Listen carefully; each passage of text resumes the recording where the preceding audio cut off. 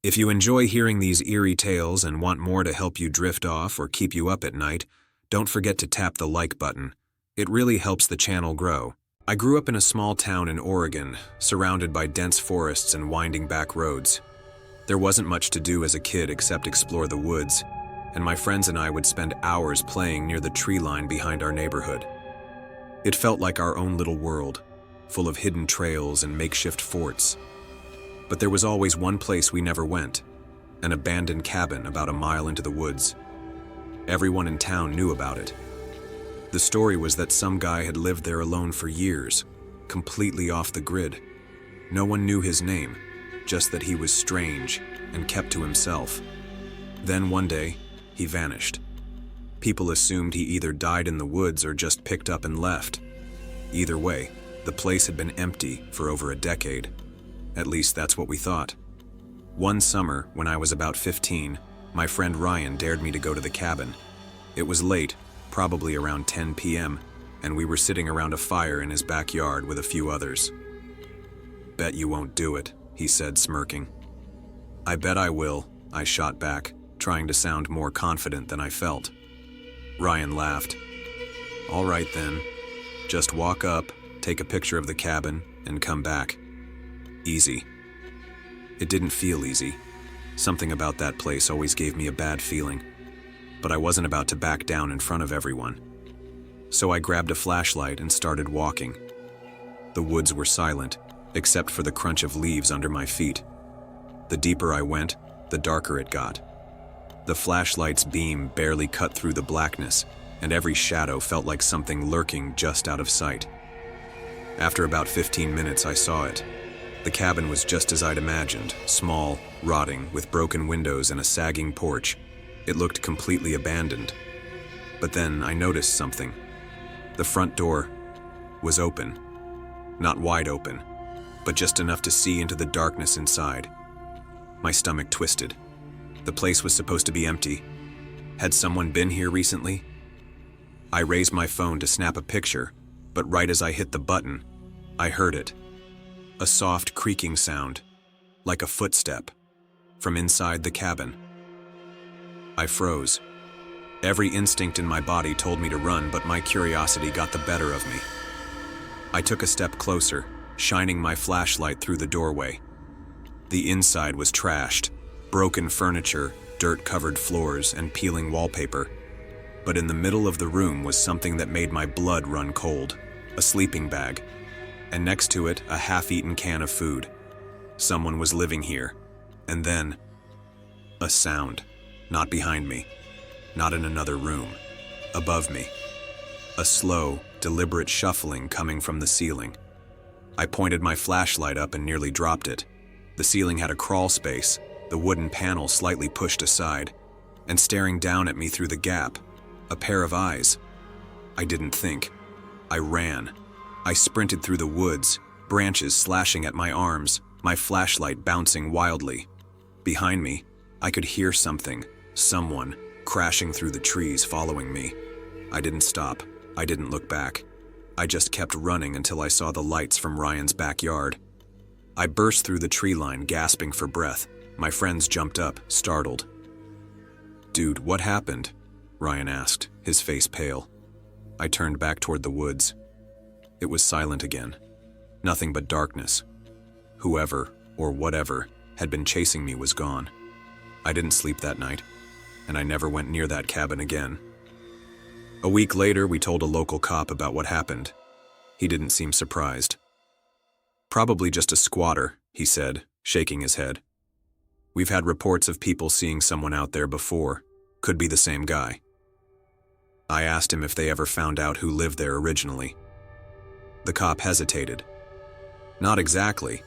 There was a man who built that place years ago, lived out there alone. People say he started acting strange, talking to himself, leaving weird symbols carved into the trees. Then, one day, he disappeared." "What happened to him?" I asked.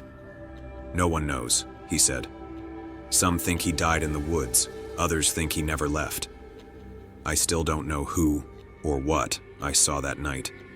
But sometimes when I walk near those woods, I swear I can feel someone watching me. This happened to me about 6 years ago when I was 17. I used to work the closing shift at a small gas station off a quiet highway. It wasn't one of those huge, well-lit stations with security cameras and multiple workers. It was a tiny, run-down place with one other employee, usually another teenager like me, and an old cash register that barely worked. Our closing shift ended at midnight, but it was always dead by 11. The last hour was just us cleaning up, counting money, and waiting to lock up. That night, it was just me and my coworker, Jake. Around 11:30, Jake went to the back to stock the cooler, leaving me alone at the register. I was scrolling through my phone when I saw something move outside through the window. At first, I thought it was just my reflection, but then I noticed a figure standing by the gas pumps. It was a man. He wasn't getting gas, just standing there, barely lit by the overhead lights. He had this weird, hunched posture, like he was injured or something. He was wearing a dark hoodie with the hood up, and I couldn't see his face. I watched him for a few seconds, expecting him to come inside, but he just stood there, swaying slightly. I called out to Jake, but he didn't hear me over the cooler fans. I was about to go get him when the automatic doors suddenly slid open. The man hadn't moved. He was still standing outside, but the doors had triggered, like something invisible had walked in. I felt a chill go down my spine. I took a step back from the counter. "Hello?" I said. No response. I quickly walked to the back to get Jake, but the second I turned my head, I heard it. This awful scraping sound, like something heavy being dragged across the tile floor. My heart dropped. I spun back around, but the store was empty. The doors were still open, swaying slightly. I ran to the back and grabbed Jake.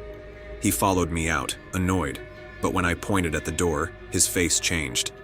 "Where'd he go?" he asked. I had no idea. He had been standing there just a second ago. We both stepped outside cautiously. The highway was silent, nothing but miles of dark road. Then I noticed something. The ditch.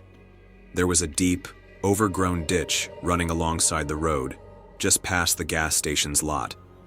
It was pitch black, but something about it made my stomach turn. The man couldn't have just disappeared. I stepped a little closer, and that's when I saw him. He was in the ditch, halfway down, crouched low with his arms wrapped around his knees. But he wasn't looking at me. He was looking up at Jake.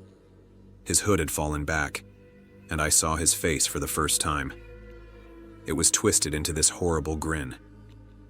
His eyes were wide and completely bloodshot, like he hadn't slept in weeks. His skin was pale, almost gray, and his teeth were wrong. Too many of them. Or maybe they were just too sharp. He was breathing heavily, like he was trying to contain laughter. Then he did something that still haunts me to this day. He reached up with one long, bony finger and put it to his lips. Shh. I grabbed Jake's arm and bolted inside, locking the doors behind us. We didn't see him leave. No cars, no footsteps, just silence. We called the cops, but by the time they arrived, he was gone. They checked the security cameras, but the footage glitched out right before the doors opened.